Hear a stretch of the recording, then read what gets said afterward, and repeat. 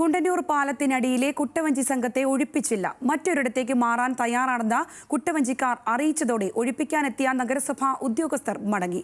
മറ്റന്നാൾ വൈകിട്ട് 5 മണിവരെയാണ് ഒഴിയാൻ സമയം നീട്ടി നൽകിയത്. സഹിൻ ആന്റണി തയ്യാറാക്കിയ റിപ്പോർട്ട് കാണാം. കുറുവാ സംഘത്തിന്റെ ഭീഷണി നിലനിൽക്കുന്ന സാഹചര്യത്തിലാണ് കൊട്ടവഞ്ചിക്കാരെ ഈ കാണുന്ന കുണ്ടന്നൂർ പാലത്തിനടിയിൽ നിന്ന് ഒഴിപ്പിക്കാൻ മരട് നഗരസഭ തീരുമാനിച്ചത്. എന്നാൽ 2 ദിവസത്തെ സമയം ഇവർ വേണമെന്ന് ആവശ്യപ്പെടുകയായിരുന്നു. അതേ തുടർന്ന് 2 ദിവസത്തെ സമയം മരട് നഗരസഭ നൽകിയിട്ടുമുണ്ട്. മറ്റന്നാൾ വൈകുന്നേരം 5 മണിക്കുള്ളിൽ ഇവിടെ നിന്ന് ഒഴിയണമെന്നാണ് ഇവരോട് ആവശ്യപ്പെട്ടിരിക്കുന്നത്. എങ്ങനെയാണ് മറ്റന്നാൾ വൈകുന്നേരത്തിനുള്ളിൽ ഒഴിയാൻ പറ്റുമോ? എന്താണ് അവസ്ഥ? റൂം കിട്ടണോ ഇല്ലെങ്കിൽ വണ്ടി കയറിയിട്ട് നാട്ടിൽ പോകണം. അത്ര ജീവിതം പോയി അങ്ങനെ ആവും.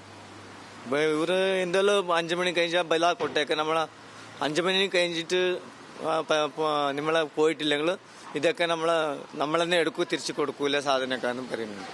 അപ്പോൾ ഇവ നമുക്ക് സാധനം ഇല്ലെങ്കിലും ജീവിക്കാനും പറ്റില്ല.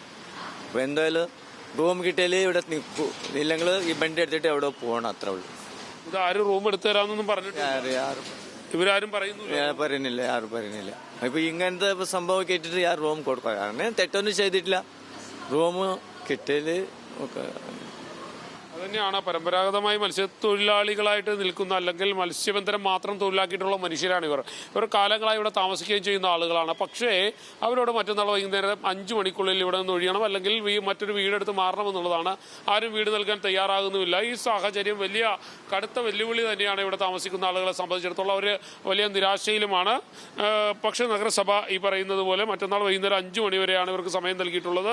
ഇവർക്ക് ബദൽ ഒരു സംവിധാനം ഒരുക്കി കൊടുക്കാൻ നഗരസഭ തയ്യാറായിട്ടില്ല. നഗരസഭ പറയുന്നത് 2 ദിവസത്തേക്ക് അവരുടെ സ്ഥലങ്ങളിൽ താമസിക്കാം, പക്ഷേ 2 ദിവസം കഴിയുമ്പോൾ ഒഴിഞ്ഞു പോകുകയോ അല്ലെങ്കിൽ മറ്റൊരിടത്തേക്ക് മാറുകയോ വേണമെന്നുള്ളതാണ്. എന്തായാലും ഇവർക്ക് പുതിയൊരു സ്ഥലം കണ്ടെത്താൻ കഴിഞ്ഞിട്ടില്ല.